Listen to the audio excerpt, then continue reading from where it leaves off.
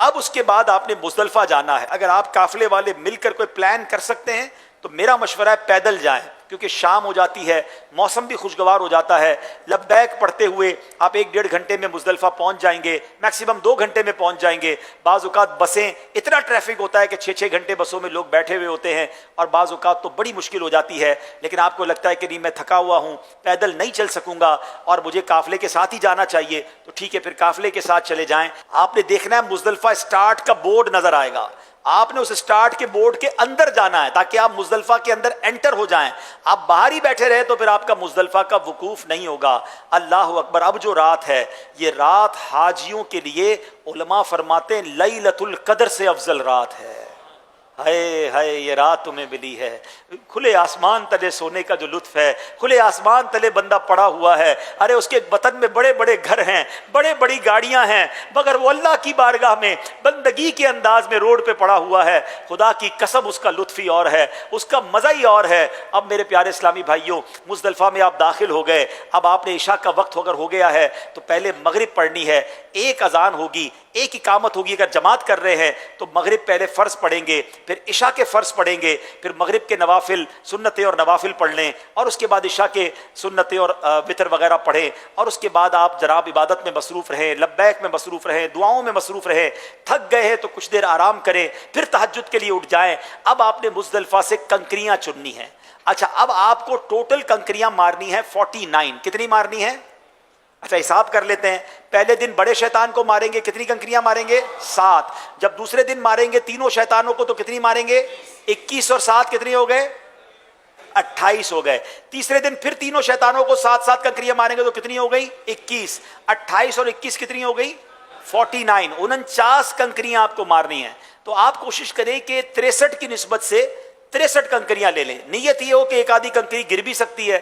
اچھا میرے پاس بچ گئی تو کسی حاجی کو دے دوں گا، وہاں کنکریوں کے ڈھیر لگے ہوتے ہیں.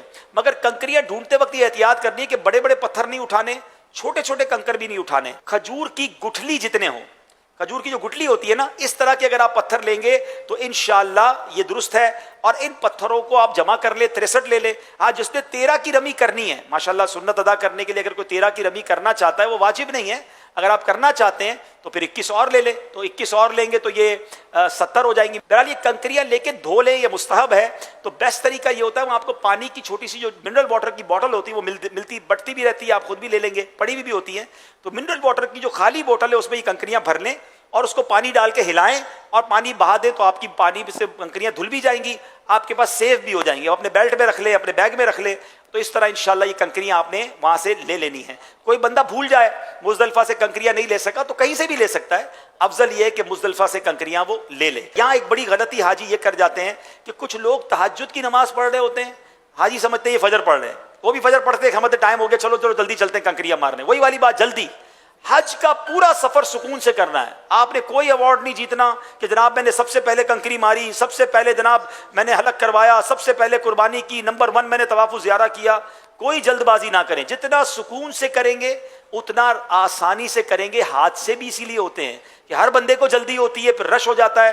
آپ نے ریلیکس رہنا ہے. یاد رکھیے گا مزدلفہ کا جو واجب وقت ہے وقوف کا، وہ شروع ہی فجر کا ٹائم شروع ہونے کے بعد ہوتا ہے. یعنی اگر کوئی شخص فجر کا ٹائم شروع ہونے سے پہلے ہی چلا گیا اور اس کی کوئی خاص مجبوری نہیں تو اس پر دم ہو جائے گا.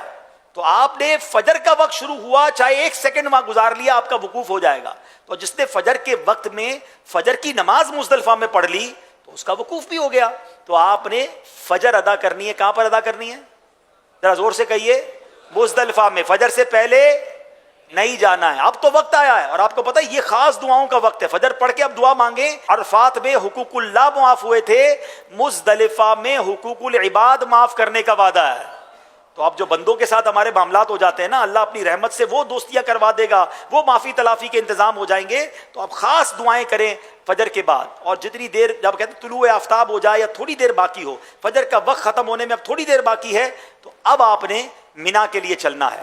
اچھا مزدلفہ اور مینا بالکل ملا ہوا ہے، ٹھیک ہے. اب ایک اور غلطی جو حاجی کرتے ہیں، وہی والی بات کہ یار چلو چلو چلو جلدی کنکریاں ماریں گے، جلدی حلق کروائیں گے، جلدی قربانی کریں گے، جلدی حلق کروائیں گے، احرام اتر جائے گا. اس وقت 25 لاکھ حاجیوں کو کنکری مارنی ہے. اب آپ سوچیں کتنا رش ہوگا شیطان کے پاس. تو مجھے کون سا ایوارڈ جیتنا ہے؟ تو بہتر یہ ہے کہ آپ مزدلفہ سے اپنے خیمے میں چلے جائیں. آپ کو خیمے کا کارڈ ہوگا, آپ کو راستہ پتا ہوگا, راستہ پہلے سے معلوم کر لیجئے گا. اب تو موبائل فون کا میں آپ کو اچھا ایک اور استعمال بتا دیتا ہوں کہ جن کے پاس اسمارٹ فون ہے نا, وہ اپنے خیمے کی لوکیشن سیو کر لیں. کہیں سے بھی خیمے پہ جانا ہے آپ کو موبائل خود ہی پہنچا دے گا. جن کو لوکیشن نہیں دیکھنا آتی پہلے سیکھ لیں, بڑا آسان ہے. اپنے خیمے کی لوکیشن اپنے دوستوں کو بھی بھیج دیں جو آپ کے خیمے والے ہیں کہ بھائی جو بھی آگے پیچھے ہو جائے اس لوکیشن پر کلک کرے, پیدل چلتے چلتے خود ہی خیمے پہ آ جائیں گے, تو ٹینشن نہیں ہوگی. تو اب آپ سوچیں, جس کو کہتے ہیں نا تھکن بھی تھک گئی ہوگی, آپ صرف تھکے ہوئے نہیں ہوں گے, تھکن بھی تھک گئی ہوگی, کیونکہ آپ عرفات گئے ہیں, اس سے پہلے ایک رات مینا میں گزاری ہے, وہ رات اس کے بعد مزدلفہ میں گزاری ہے, آپ تھک چکے ہیں. اب آپ نہ جائیں, مارا ماری ابھی نہیں کر رہی نا, آپ پہلے اپنے خیمے میں جائیں. ماشاءاللہ کچھ میں نے دیکھا کاروان والے تو اس دن صبح ناشتے کا بھی انتظام کرتے ہیں. خیمے میں جائیں, ناشتہ کریں اور سو جائیں, بالکل سو جائیں, ایسی مزے کی نیند آئے گی آپ کو, آرام سے اٹھیں. سنت یہ ہے کہ آپ ظہر کا ٹائم سے پہلے رمی کر لیں. لیکن اگر آپ کو لگتا ہے کہ بہت تھکا ہوا ہوں, رش بہت ہے, بہت گرمی بھی ہے, آپ مغرب سے پہلے بلا کراہت کر سکتے ہیں. تو آپ آرام سے ظہر کے بعد, میرا مشورہ تو یہ, اگر میرا مشورہ مانیں تو دوپہر تقریباً 2 بجے کے قریب آپ رمی کرنے جائیں. آپ یقین کریں گے مجھے دعا دیں گے. ہاں, جس کے ساتھ بزرگ ہیں, جس کے ساتھ اسلامی بہنیں, وہ تو جائے 2 بجے کے بعد, وہ تو ذرا بھی کوشش جلدی نہ جانے کی نہ کرے, کیونکہ بعض اوقات پھنس جاتے ہیں رش کے اندر. ساتھ تو کنکریاں مارنی ہیں, آپ کنکریاں مارے, اب آپ کہیں گے ہماری قربانی کا کیا ہوگا, تو آپ اپنی قربانی کا انتظام قافلے والوں سے پہلے ہی بات کر لیں کہ بھائی جب میں رمی کر لوں گا تب میں آپ کو فون کروں گا, تب میری آپ قربانی کیجئے گا. اگر قربانی پہلے ہو گئی, رمی بعد میں ہوئی, تو آپ کا جو ہے وہ احرام سے آپ نہیں نکلیں گے, آپ کو ایک اور قربانی کرنی پڑے گی. یعنی اصل آپ کی قربانی رمی کے بعد ہی ہو سکتی ہے, اس سے پہلے نہیں ہو سکتی ہے. کنکریاں ماریں گے اور اس کے بعد آپ کی قربانی کا آپ کو کنفرمیشن ہو جائے کہ قربانی ہو گئی ہے, اس کے بعد آپ بال کٹوائیں گے اور آپ احرام سے باہر آئیں گے. تو اب رمی کا بیسٹ ٹائم تو بے شک سنت تو یہ لکھا ہے کہ ظہر کا وقت شروع ہونے سے پہلے, ورنہ اس کے بعد آپ جو ہے وہ ظہر کے بعد بھی اگر کر سکتے ہیں مغرب تک. ویسے تو کسی کے ساتھ بیمار ہیں یا کوئی جناب پرابلم ہے تو وہ اگلے دن صبح صادق تک کر سکتا ہے, لیکن مغرب سے پہلے رش بالکل چھٹ جاتا ہے ظہر کے بعد, کیونکہ لاکھوں لاکھ حاجی رمی کر کے فارغ ہو چکے ہوتے ہیں. کچھ لوگ صبح 7 بجے رمی کر کے آپ کو کہیں گے دیکھو یار میں نے اتنی جلدی کر دی, ابھی تک آپ نے نہیں کی ہے. تو میں نارملی ان کو یہ جواب دیتا ہوں, آپ رمی کر کے کیا کرو گے, کہ آرام کروں گا. میں نے کہا پہلے آرام کر رہا ہوں. فرق تو آپ کے اندر میرے اندر کوئی نہیں ہوا نا, آپ بعد میں کر رہے ہیں, میں پہلے کر رہا ہوں, میں اور سکون سے جا کے رمی کروں گا. تو کیا مطلب, اس کے بعد کون سا اتنا اہم کام تھا جو باقی تھا. اچھا, رمی کرنے کا طریقہ سمجھ لیں. آپ جب شیطان کے پاس, بڑے شیطان کے پاس جب آپ جائیں گے, بڑا سا ایک دیوار بنی ہوئی ہوگی, اس کو جمرۃ العقبہ کہا جاتا ہے. کچھ لوگ کہتے ہیں یار تینوں, ہمیں کیسے پتا چلے گا بڑا شیطان کون سا ہے, 3 ہے وہاں پر. تو وہ ایک ہی کھلا ہوا ہوگا, باقی کو پولیس نے گھیرا ہوا ہوگا.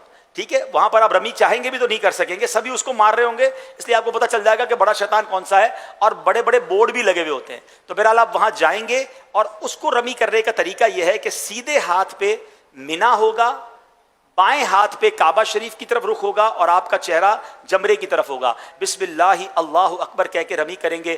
رمی اس طرح کریں کہ آپ کے کنکر شیطان کو لگے, یا کم از کم وہ جو پیالہ ہے اس کے اندر گر جائے. بڑا سا ایک باؤنڈری بنی ہوئی ہے. کچھ لوگ بہت دور سے رمی کرتے ہیں, وہ شیطان تک پہنچتی نہیں ہیں. اور دور سے رمی کرنے کی وجہ بھی یہی ہوتی ہے کہ وہ ایسے رش کے ٹائم میں جاتے ہیں کہ 10,000 آدمی ایک ساتھ رمی کر رہے ہیں, آپ کی تو باری نہیں آئے گی. اگر آپ سکون والے ٹائم میں جائیں گے تو آپ بالکل قریب جا کے رمی کریں گے, دل کو اطمینان بھی ہوگا کہ ہاں میری رمی پراپر ہوئی ہے. اور بڑے فضائل ہیں سبحان اللہ. ایک روایت میں آتا ہے ہر کنکر کے بدلے ایک کبیرہ گناہ معاف ہوتا ہے.